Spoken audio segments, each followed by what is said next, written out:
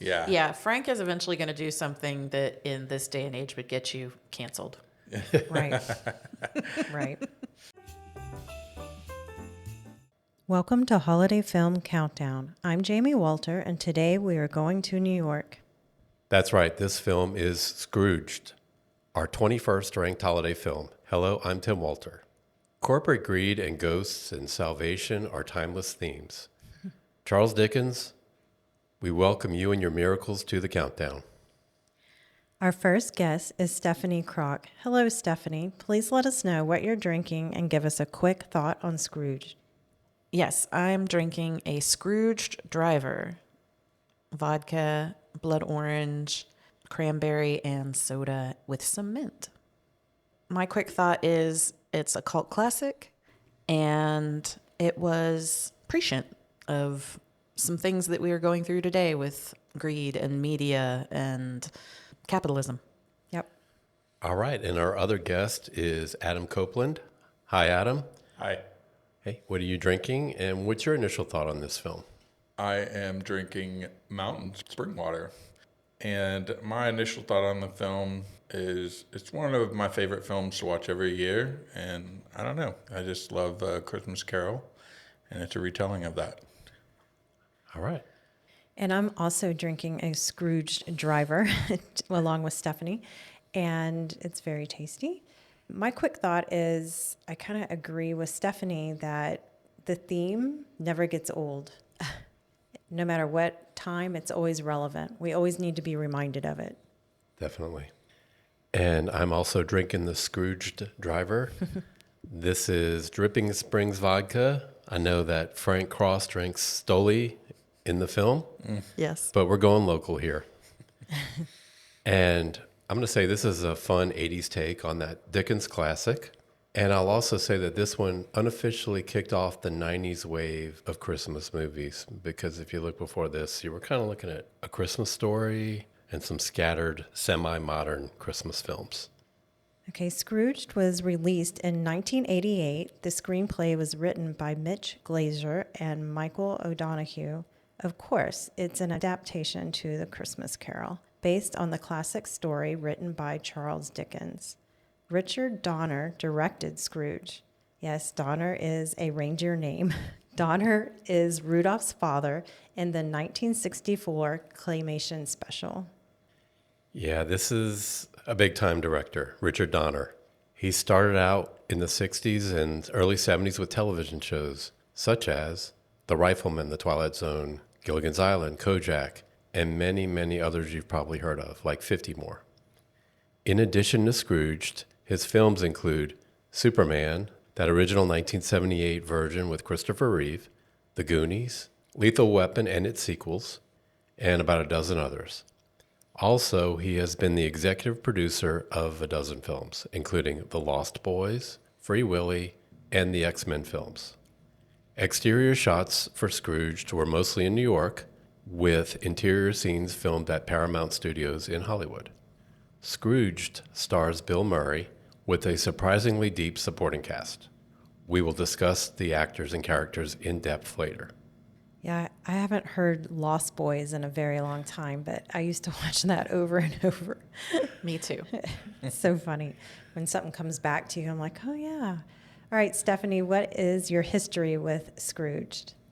Well, I was trying to remember when the first time I saw it was. I don't think it was in the theater, but we always watched stuff on TV, and my mom recorded movies off of TV, and so I have probably seen it many, many times since probably 1989 or 90, something like that. So you're recording it on VHS. Yes. All right, and that was relevant to the film. Yes. We had VHS there. Yes. And Addam, what is your history with Scrooged? I think that I probably watched it on TV as it was broadcast live in the beginning of watching it, but I think I probably watched it at least 15 or 20 times. We kind of watch it every year. It's just That's one great. of our staples that we watch. Mm-hmm. I can see why. Yeah, you know, it's interesting because I honestly, now don't throw anything at me, did not see this movie until we were watching it for this podcast. Oh, wow. I know. I think I just missed over it. You know, I was like one of the last households to have cable. I feel that way. Right. I wasn't, but I kind of feel that way. All right, and my history is I remember it coming out. I remember it being kind of weird and trying to figure it out.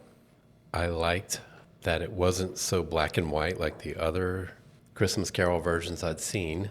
And of course, I liked Bill Murray. So when it was on, I would watch it. I wouldn't necessarily go way out of my way to watch it, but it would be on and I would watch it. All right, let's check out the trailer. This holiday season, Bill Murray gets Scrooged. I'm going to be visited by 3 ghosts. A ghost? Tomorrow at noon. And tomorrow's bad for me, Lou. As a matter of fact, the whole rest of the week is a washout. So don't miss the party. Scrooged. Hey, back off, big man. That may work with the chicks, but not with me. Rated PG-13. Starts Wednesday, November 23rd at theaters everywhere. So did that trailer make you want to watch the movie? Yes.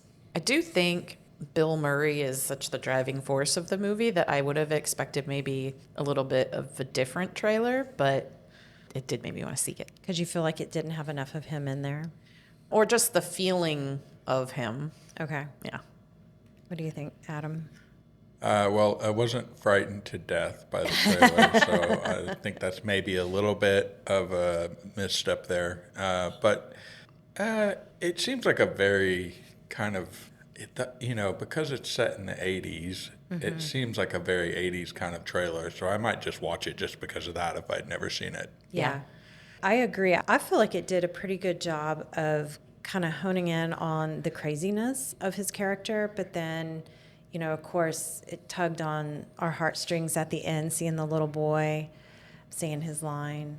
And I don't know, I thought it was intriguing. Yeah, it left enough mystery Right. that you don't know exactly what happened. But it showed enough craziness that it's going to be kind of crazy and a little silly with his quote. Yeah, just a lot of settings in this film, jumping all over the place, I felt True. like. And it did a good job of capturing the variety of scenes we'll have. Yeah. All right, well, let's go inside the numbers.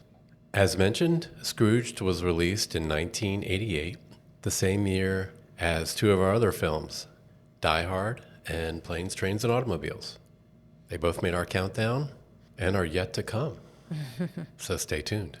Scrooged cost $32 million to make and grossed $60 million at the U.S. box office, plus another $40 million internationally.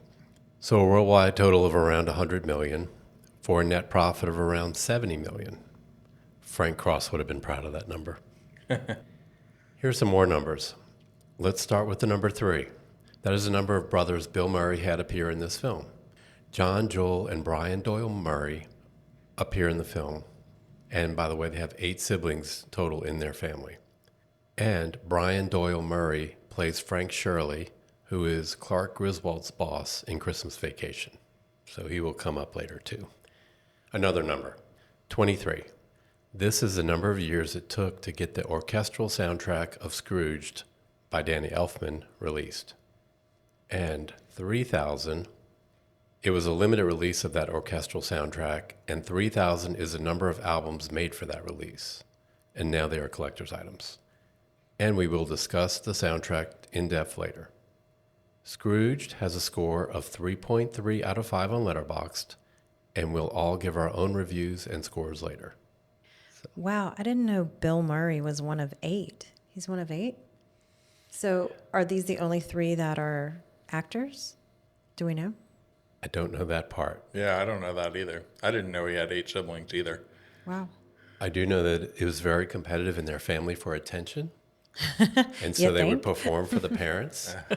And that's where a lot of that, The acting came out having to. that hammy Yeah. persona came from.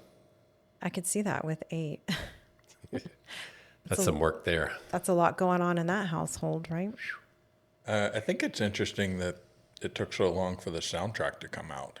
Like, I wonder what the holdup on that was. So it's odd. They had an original soundtrack with 9 songs from the film. But Over time, Danny Elfman, who we'll discuss later, became pretty prolific with film scores. And so I guess they realized, well, let's go ahead and get this out because people are asking for it. So it's all that background music. Yeah. And a lot of those 80s movies have that background music. Well, I can hear Danny Elfman. Like, I can recognize his music when in a movie. Yeah. All right, well, let's talk about how it gets us in the spirit of the season. What do you think, Stefanie, about the decorations as far as like snow, the elves? Maybe we should start with the Start elves. with the creepy elves. The punk elf in the very opening scenes, I think that was a funny choice. Actually, I think all the elves in that TV show that they were pretending to have, they all kind of had weird styles. Also, the Christmas party scene from, was that supposed to be 60 something. 60 something? Or, yeah, that whole scene was very retro, mid-century looking. I liked that. I think it's crazy how it opens up with the TV show that you're talking about with all the elves, and you're kind of like, okay, this feels a little different. And then all of a sudden they're getting attacked, and they open up the closet door, and they've got all I think they're machine guns. I don't know that much about guns, but they look like big guns, right? And there, Yeah. and they start getting them. I think it's a Yeah, funny the way. Lee Majors busts in and Yes. saves the day with Yeah. his Gatling gun. Yeah, what about the Santa? It was just that one Santa at the beginning, right? Yeah, in the TV show, right? With those elves. Yeah. Yeah, that's right. And I feel like that was played by somebody famous, but now I can't think of who that is. everyone in this movie was kind of famous, huh? Yeah, It just yeah. gets deep, goes deep. Yeah. And then I would say the mistletoe was prominent in this film. True. Yeah, Yeah. yeah. Played a big part in the end. We had a double mistletoe scene at the end. Also, the cover of the DVD has mistletoe. And it kind of looked like his hat at the end had mistletoe on it, Yeah. if you look closely, right? Yeah. So they played that up. All right, characters and actors. Let's get into those.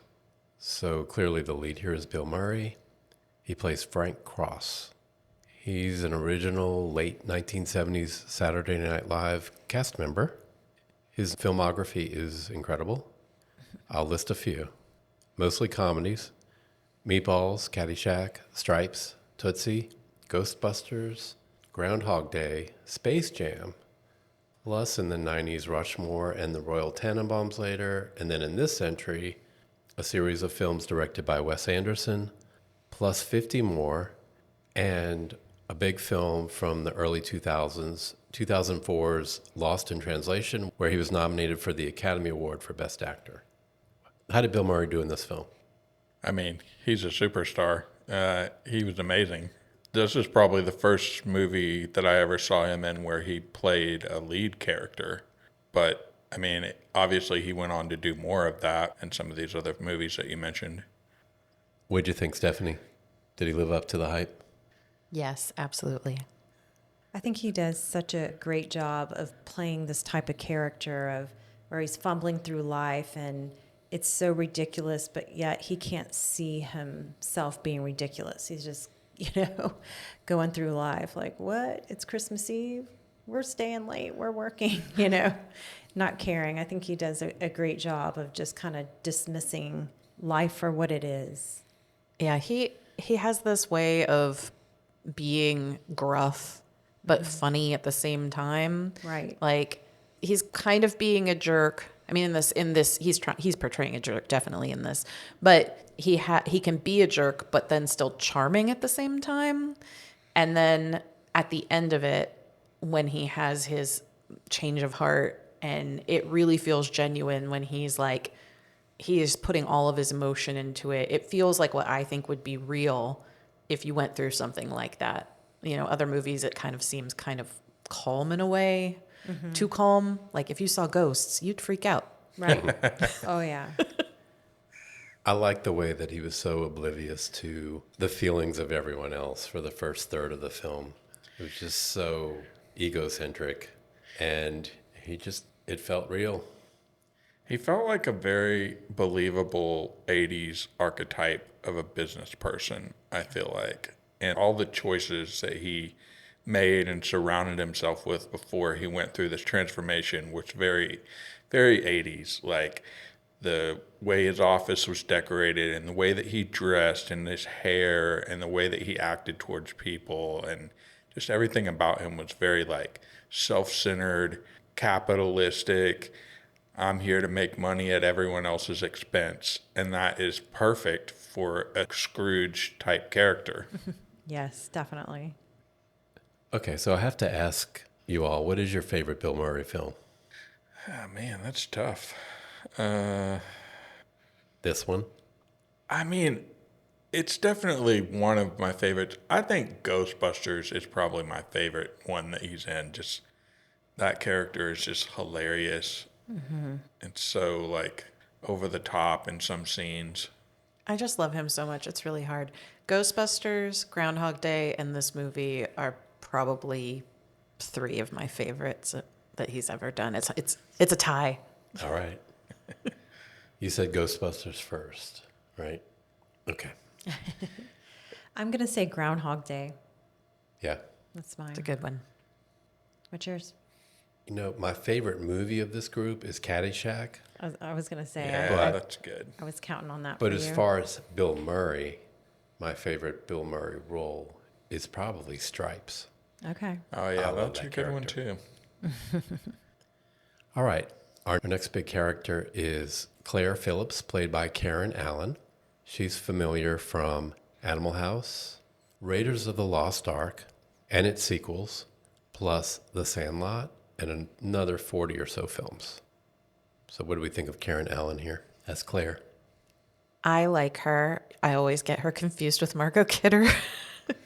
Like for the longest time, I thought they were the same person. Same But- era, same voice. Yeah, and I love Raiders of the Lost Ark. That's another one that's, I don't know. This whole time period of films was very important in my life, you know, growing up with these films.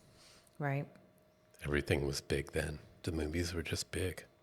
Well, and it was a time where like going out on a Friday or Saturday when you're in your early teens, like meant going to the movies with your friends. Yep.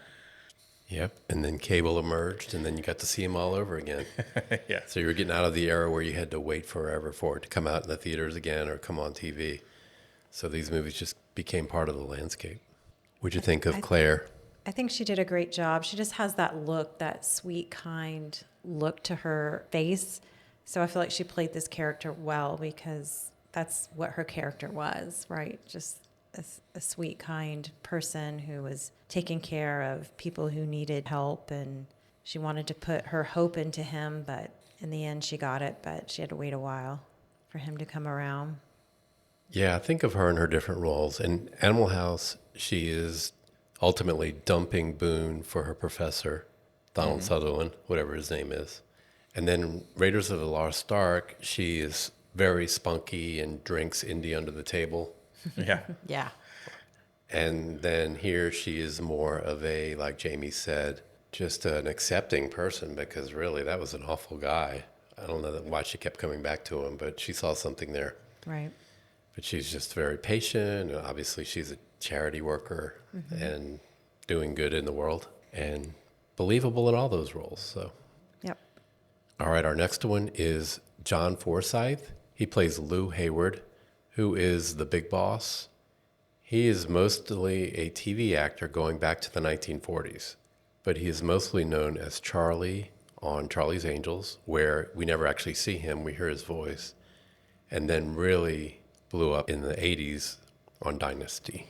A very familiar voice. How did he do in this film? I think he does great. I did not realize until I read about it recently that he was the voice of Charlie. And then now while we were watching the movie, I was trying to be like, do I recognize it? Is that what he sounds like? Did you? Could you? I don't know. Yeah, I could hear it. You like could? once I knew that. But Right. I don't know that I would have made that connection without being told. But Yeah, me either. He has a very clear, elegant voice without having to have a British accent. A lot of times those folks always have that British accent. Yeah. So he's just got this high level, refined American accent. Yeah.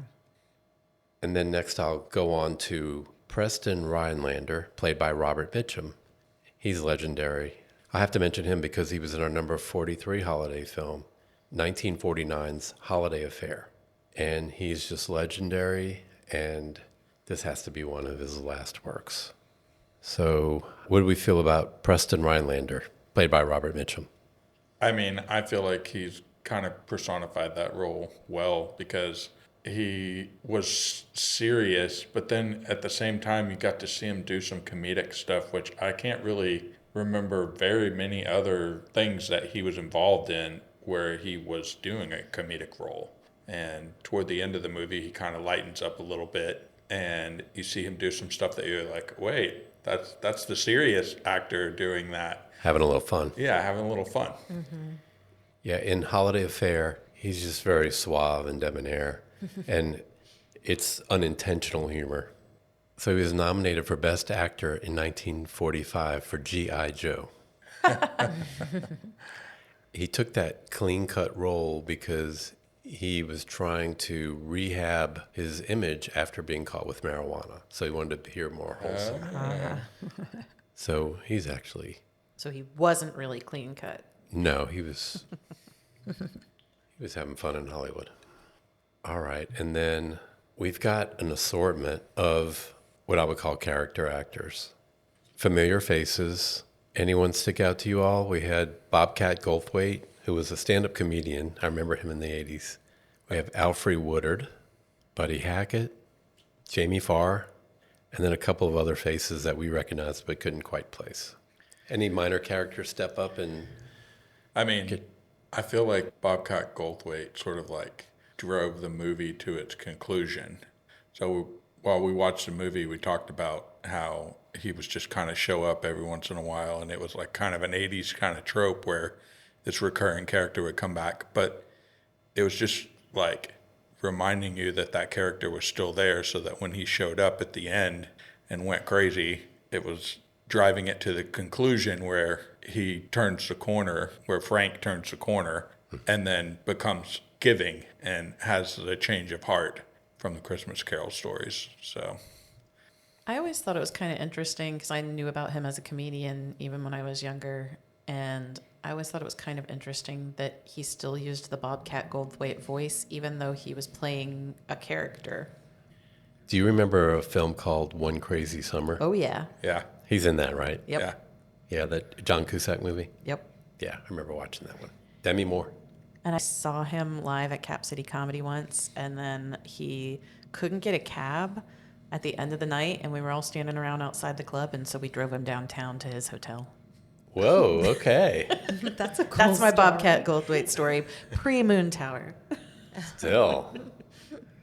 Well, that's a gem. Do you know any of these other actors in person or in real life? Unfortunately not. All right, well, let's move on to the scenes. Do you have a favorite scene, Stephanie? It's hard because there's some really good ones. I think the two of my favorites are just the scene with Carol Kane, when she first gets introduced as the ghost of Christmas Present, and she beats him up. And then the scene with Buster Poindexter, where it's just so goofy when he's freaking out about Frisbee the dog, and he's like, "It's a bone!" Yeah.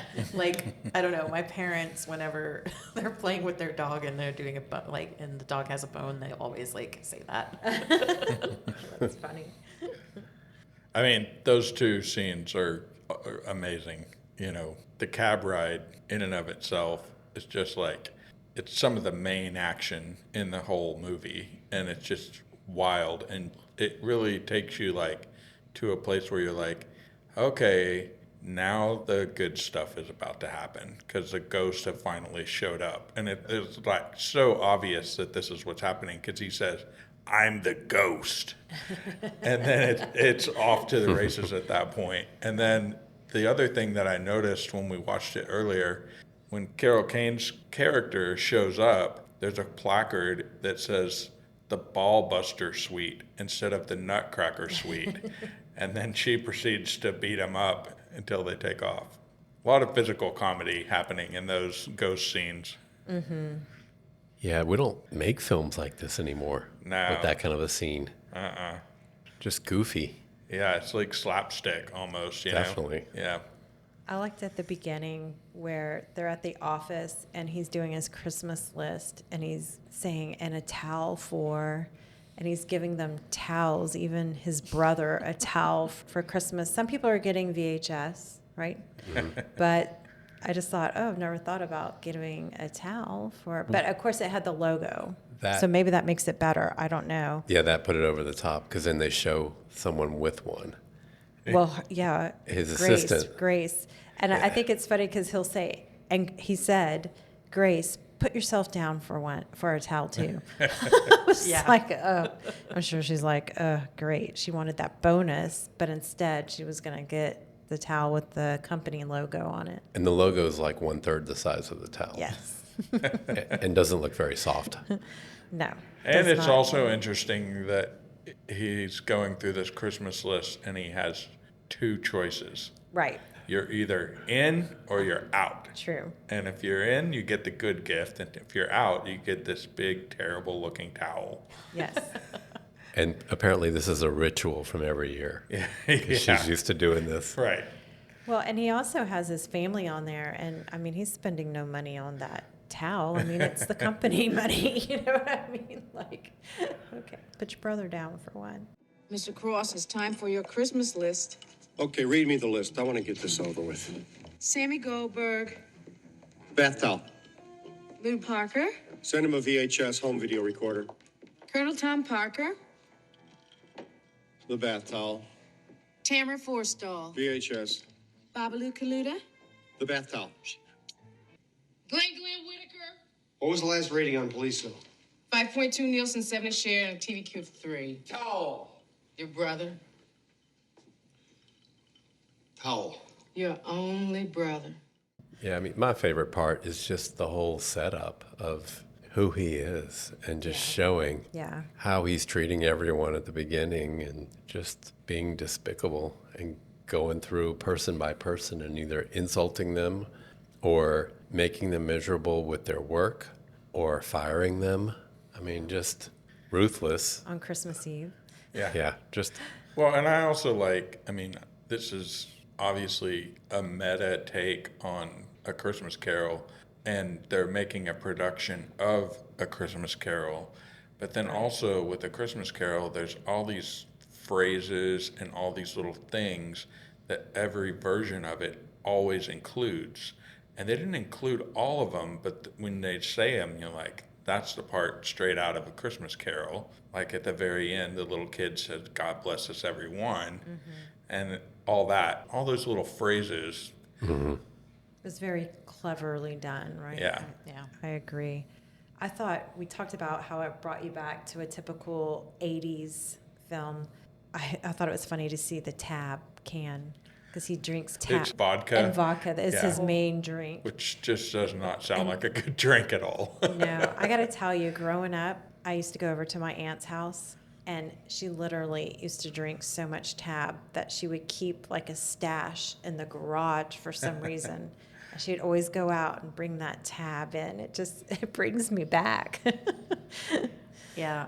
I think also, like Adam said, with the clothing and the way the place is decorated, I know we'll probably get to him, but the Bryce character was such a yuppie, which was like a huge archetype character in 80s movies. Yes. Oh, right. Like he orders the California plate Yeah. when they're Yes, eating dinner, yes. and it's like, And no the way he's dairy. dressed is different. Like you had Preston, who was dressed sort of like the older businessman, and then you had Cross, which was a little bit hipper. Like I noticed, like their ties and their shirts were very different. But then you had Bryce, and his clothing was even different from theirs. yeah. We'll get to hot takes in a minute, but I have some things to say Hot take about Bryce. that. About Bryce. I mean, I guess we can all agree that probably the sappiest or the saddest scene is when the little boy, I mean, it's sad, but it's happy at the same time. I mean, it brings tears of joy when the little boy finally speaks at the end. Oh, yeah. So sweet. Yeah. And then the other scene that's pretty heartbreaking is when he yells at Claire when they're in the shelter And he kind of yells at her for what he wouldn't think twice about doing, which is to go and do his job. And she's like, give me a second. And then he's like, I don't have time for this. Yeah, so he's a hypocrite too. Yeah. He's everything. All right, let's go on to best lines or quotable lines. Does anyone have any here? Yeah, when David Johansen says, Niagara Falls, Frankie. That is a good one. You do that voice so well. I know. It sounded great. I don't know why it tickles me so much when he says, is that him? And the waiter goes, is that he? It's just like, I don't know. You're just like, can you imagine? I don't know. Just somebody, you're like having this mental freak out and then somebody corrects your grammar. Right. It's just I see that online sometimes in an argument. Oh, Someone drops every grammar. day online. Someone drops grammar. I like when Bill Murray said, I got into broadcasting because I like to give. Yeah. Yeah. And sometimes I hurt from giving too much Oh, yeah, you like Yeah. that one. Yeah. when he's accepting that award, however he won that.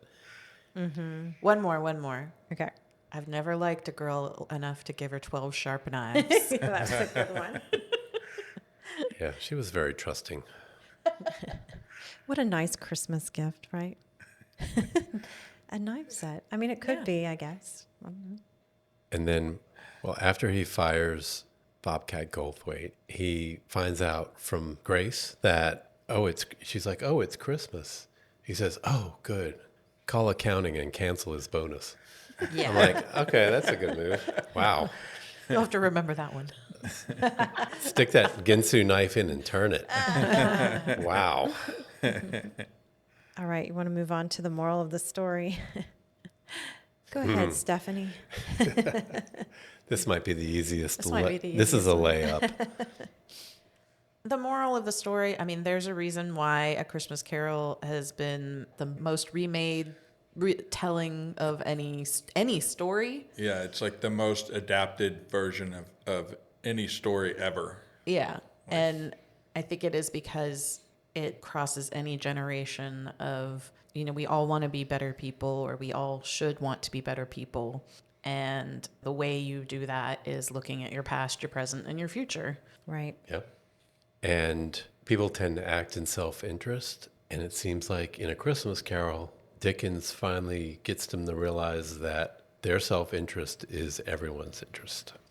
Yeah, and I think, it doesn't have to be this extreme, but it's always good to be reminded about, wait, am I really focusing on what's important in life? I feel like we all need reminders of that sometimes, especially around Christmas time, because it can get crazy and busy, but you have to stop and think, what is the most important thing? And it is to be with your family and your friends and to be kind, like they said, and help others out who need help. All right. Here we are, hot takes. Does anyone have a hot take? Claire got mad at Frank for being all into his job at Christmas time, but yet when they were at the shelter, he was like, okay, let's go. And she's like, but wait, I need to do this first, and I need to do this. She wouldn't just take off with him either. So even though her job, I don't want to say is more meaningful, but in a way it is. I mean, his job was meaningful too. We all need entertainment, but still, she expected him to drop everything with his job to be with her, and then she didn't necessarily do that either. Does that make sense? Yeah, that's a good hot take, I think. take. I know, I'm always reaching. I'm like, No, I think that's a good one. It is good because that's like one of the saddest parts of the movie is that Right. he's there yelling at her when she's at this place where she's trying to do some good in the world. right, help that out the needy. He won't come with her at that very moment when based on his character, that he wouldn't do the same thing. He would put her second. Right. And he is shown to put her second through past, present, and future in all the scenes. Right. Yeah. What's your hot take? I'm going to say that, and this is maybe a warm take. We'll see how it turns out. But Bryce would make the network more profitable than Frank ever did. That's my hot take. I mean, they're both kiss-ups. So they're both trying to like do whatever the Robert Mitchum character wants. Frank seems to be almost mimicking him the whole time to get in his good graces. But Bryce isn't really much better, but I think it's like maybe a situation of circumstance that Bryce would come out a more effective leader because he's not being visited by ghosts. Yeah, I just think Bryce, even though his motives are a bit nefarious, has polish that could get him through. Whereas Frank is going to bring them all crashing down. Yeah. Yeah, Frank is eventually going to do something that in this day and age would get you canceled. Right. Right. Yeah. All right. Well, the parent guide is PG-13. Do we feel that's appropriate? I mean, for the 80s, for sure. Yeah. What about for now? I don't know. For these days, like, I don't know. Probably the most risque thing I can think of in the movie is a scene where he's talking about the dancer's nipples. Yeah. Right. Yeah, Other there than- is some nipple showing there. Yeah. Yeah. I don't know. Other than that, there wasn't really anything else, was there? I mean, it's a little scary, I guess. I think there's things much worse out there now. It's hard. We don't have kids, so it's hard for me to know what parents are letting their kids watch these days and not. In some ways, maybe like the violence that's so funny. Like I think like little kids could try mimicking that and get hurt. Gotcha. Yeah, it's definitely like a cartoon violence Yeah, that yeah. you don't really see But with unless you're humans. like watching Jackass or something like that. Right. Yeah, with the ghost of Carol Kane. Yeah. A lot of So I guess Three Stooges type violence. Yeah. Yeah. Right. All right, let's do the soundtrack. I'll have to mention that we first start with the Robert Goulet sighting. He's singing Silver Bells in a little cameo in a boat. Cajun Cajun Robert Christmas. Goulet. Okay, I guess that's a French name, but that's a reach. And then we have We Three Kings with Miles Davis and Paul Schaefer appearing. Brown Eyed Girl by Van Morrison, but covered by Buster Poindexter. The Christmas Song, also known as Chestnuts Roasting on an Open Fire by Mel Torme, appears in the background. And then probably most prominently, as mentioned earlier, Danny Elfman's orchestral score in the background. And especially in the action scenes where you hear all that 80s fun music playing. And let me say more about Danny Elfman. So he appears in our countdown 5 times. Number 41, The Family Man. Number 32, Batman Returns. That's a Tim Burton. Another Tim Burton. Number 30, Edward Scissorhands. This film, Scrooged. And then one more. And you'll have to guess and stay tuned for that one. So what did y'all think of the soundtrack? I don't remember hearing Brown Eyed Girl. I don't remember that part either, but I do remember some of the incidental music from Danny Elfman in the trailer that Bill Murray shows with the atomic bomb at the end. And I remember it thinking it was very like 80s synth, like droney kind of Stranger Things sounding kind of music to be ominous. It fit the mood of it perfectly, but I just like, oh yeah, listen to those 80s keyboards. That's the Oingo Boingo Yeah, Danny Elfman for sure. influence. Is the last song Annie Lennox? Is that who it is? Put a Little Love in Your Heart? I don't know. Annie Lennox didn't do the original of that song. I do know that. But she's the one who sings it in the movie, right? Well, let me find out. Because they play it also like when he's in the Cooley household and it's playing on the radio and then they sing it at the end of the movie. Yeah. And it plays for a while, doesn't it, at the end? Yeah. Is the cast singing it? Yeah. Let me see. It says performed by the cast. Oh, interesting. Here, let's see. Yeah, it was Annie Lennox is when it's earlier in the movie. Ah, look at you. Yeah. I love Danny Elfman. Yeah. He definitely has such a recognizable sound. And that was shocking, though, that it took 23 years for it to come out? Yeah. It seems like a really long time. Yes. Because Pee-wee's Big Adventure was before this, like a few years before this movie. And I feel like he was already starting to become famous. Yeah, you know, this Like as a film composer. wasn't maybe well reviewed originally. And it's one of those ones, like a lot of these holiday films, that over the years people Yeah. gain an attachment and they creep up. Stephanie, what is your rating for this film? 1 through 5, and why? And remember, it's a 3.3 on Letterboxd, and you can use decimals. I have to say this is one of my all-time favorites. I'm going to go with a 5. Whoa, look at that. I'm going up there. All right. All right, I like that. But in preparation for this, I was reading up and I read that Roger Ebert had given it a 1 star, and I went and actually read that review, and it's scathing. It was a really terrible review, and he thought it was like so dark, too dark, and that I think he even used the word psychopath, like that Bill Murray was acting like a psychopath, and he just says all these horrible things. And I guess at one point, Bill Murray and Roger Ebert ran into each other a couple years later, and they talked about it. Bill Murray kind of blames it on Richard Donner, and there's this back and forth about that. But I was just so shocked, I guess because I saw it when I was a kid, and I've always liked it. I couldn't imagine, not that it would be everybody's favorite movie. I definitely Right. see how it's not a typical Christmas movie. But I was also, harsh. if you liked Bill Murray, I'm like, why? Why the terrible review? 1 star. 1 star. 1 seems pretty harsh. Yeah. So Roger Ebert is notorious for not knowing how to review comedies. So if you look at his history with comedies, it's a little sketchy. Interesting. Yeah. It's been a long time. They used to have a TV show. His name's Roger Ebert. And who was the other guy? Siskel. Siskel. Yeah, Siskel and Ebert. I remember that show. It was cool. Back in the days when 5 movies used to come out every week. That was a different era. Yeah. Now we might get 3 if we're lucky. Right. All right, so Adam, how are you going to rate it? And again, 3.3 on Letterboxd, 5.0 on Stefanie Crock, Yeah. 1 star by Roger Ebert. Right. I think Roger Ebert is wrong. This is just such an enduring movie for me that we watch it every year. I don't really get tired of it at all. And there's not that many movies like that for me.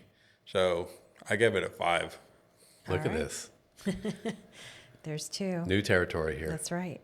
I think I'm going to go with a 3.5 because I think it's better than a 3.3. Just the cast alone is amazing. It's not one that is in my repertoire that I have to watch every year, but however, I do think it is a very enjoyable movie. Yeah, I'm going to go 3.6. I feel like it's rewatchable. You can pick it up anytime and just watch the rest of it wherever it is. Great message, great cast, well put together, and I can't believe we had 2 5s. It makes me cry every time. Look at that. Yeah. It really makes me feel the message of the movie, and that's the important part to me, besides making me laugh. All about the payoff Yeah. with some great journey on the way. So I'm sure giving it a 5 that you would recommend it to people, Stephanie, but to whom would you recommend it? Well, I definitely, when recommending it, would say if you like dark humor, if you like Bill Murray, if you like slapstick, and if you like a good, heartfelt ending, then give it a try. Yeah. And you, Adam, again, we know you recommend it, but to whom? Yeah, I'd recommend it. I think I would recommend it to people that would like A Christmas Carol in general. You know, this is a different take on it than you've probably seen. It's up there with the other Christmas Carol movie that I love, which is Muppet Christmas Carol. Okay. I watch that almost every year too. So I really do love this story. I think I'd recommend it to anybody, honestly. Yeah, I think I'm right there with Adam. If you love A Christmas Carol, I mean, this is a great take on it, kind of a different version. Anyone who loves Bill Murray, I mean, pretty much anyone, maybe not for a family. If they have kids under 8, maybe not, but I think anything above that would be good. Yeah, I was kind of just turned off by the old black and white spooky Christmas Carol. And so this is just a colorful version with humor and fun scenes, a little action. So I would recommend it to anyone who needs to learn this lesson, but doesn't want to have to learn it the hard way. With Ghost. Stephanie, what is your favorite holiday film? Christmas or any holiday? Any holiday between November 15th and December 27th. Okay. My favorite one. I think what Adam said, we always watch this one and we always watch a Muppet Christmas Carol. I think it might have to be a Muppet Christmas Carol. Okay. And what would you score that film? It's a 5 also. Okay. Like 5.1? She's an easy grader. I'm an easy grader. That's great.